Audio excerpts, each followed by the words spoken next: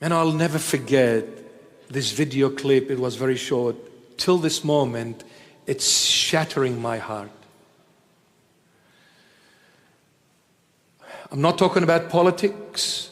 I'm not talking about government affairs.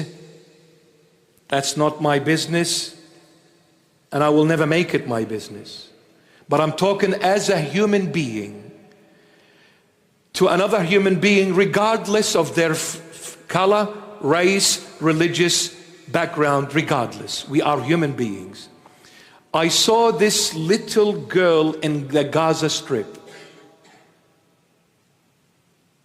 Again, I'm talking about a human being and a little child who has nothing to do with what is happening in that part of the world or anywhere else, for argument's sake.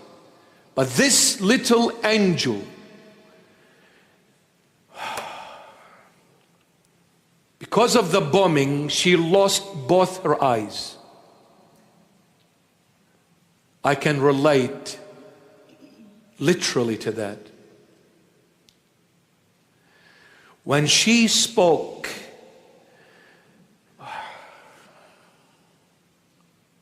if I can now go to the Gaza Strip and take this girl and through some sort of an operation give her both eyes back, I will not hesitate, even if I throw myself in the fire for her to live, I'll do it.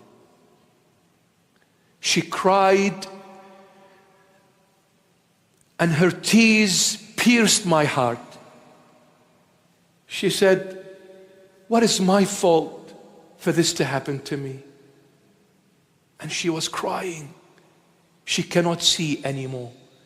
She probably would have been, I don't know, 6, 7, 8-year-old.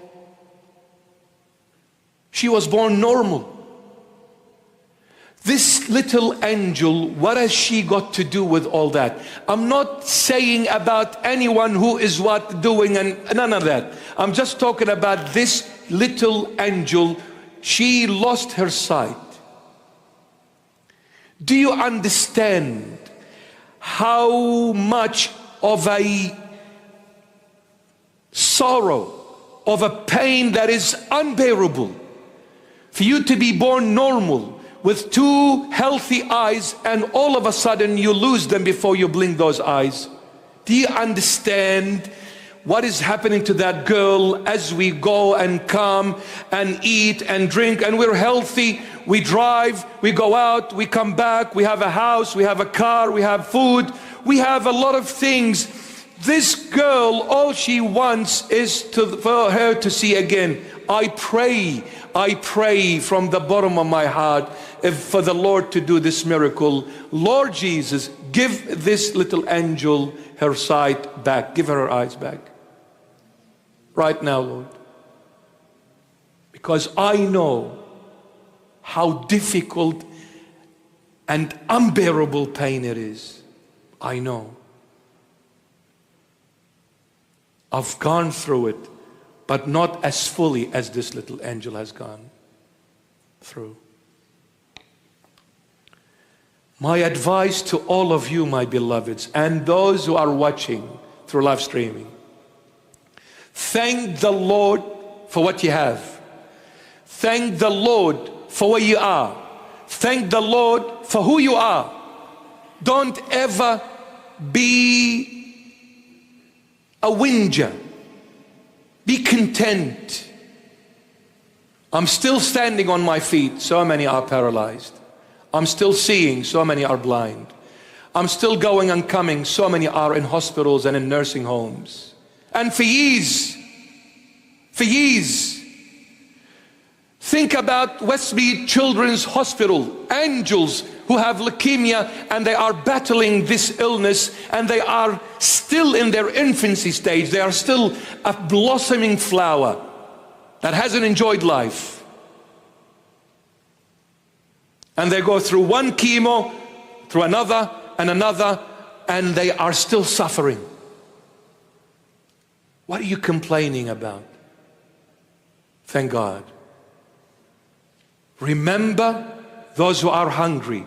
Remember those who are suffering. Remember those who are forgotten. Remember those who are lost. Remember those who are in prison. Remember those who are in hospitals. Remember those who are naked. Remember those who are strangers. Remember those who are distant from God. Remember them.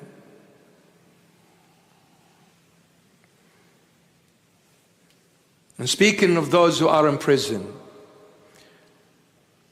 I humbly ask the Australian government and the police commissioner for that incident that took place here against this bishop back on the 15th of April. The people that came that day, whether they have acted in whichever way they have acted, I'm asking you humbly not to use such a severe judgment on them, because if not all of them, I can show you a lot of them, they acted based on love, concern for the well-being of the bishop and the priest in the church. So sometimes we need to understand we are human beings. We should never lose track of that. So as human beings, when we love somebody dearly and they are very close to our hearts, and we hear that something has gone wrong, we come and we may act in a way that is not our normal self. It is normal for a human to act as such. Because it came to my understanding that there are some people being charged and they may face some time in prison. So I'm asking the police commissioner and whoever the judge is to approach this as a human being, not just look at the law, because the law has no mercy. We need to be merciful, and we need to remember we are human beings.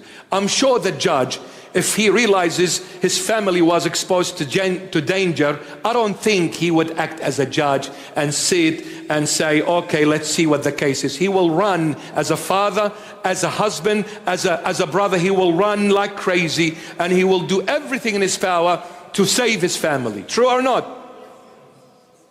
So we need to remember this as well. I'm not saying what took place from some people was okay, but I'm saying they did it also out of love and enormous concern for the well-being of the people whom they love. And we should take that into consideration. We should take that into consideration. And I hope they don't get punished, they get released, and maybe a warning for next time not to do it. But I know a lot of them, if not all of them, they did it out of love and concern. So I'm asking humbly the judicial system, the police commissioners, and the government to reconsider and approach it more softly.